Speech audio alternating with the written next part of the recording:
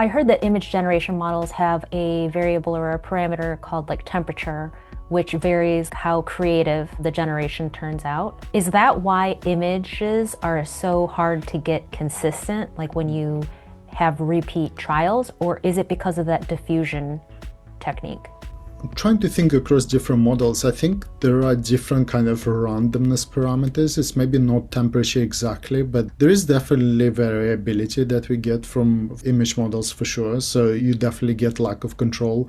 I have seen some models have like a little bit of some kind of randomness of how wild the images would be. So there are creativity knobs that could be pulled. With images, sometimes you do want that. So if you're trying to have a creative campaign or you're just trying to come up with some completely different images that you're brainstorming, you probably do want that because it's more creative endeavor than writing, for example, a legal report or something like that. So that's probably something that we shouldn't lose.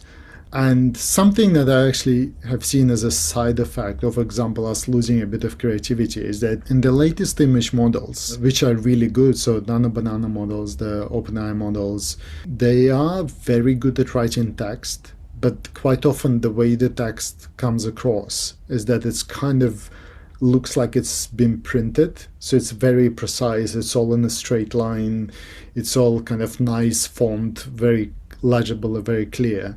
But if you want to have a nice poster or something creative, then you actually don't want it to be written out in a very precise way. Sometimes you want letters to be jumping up and down and be very creative. And quite often we lose that just because we're trying to tune in and make the writing very precise and legible.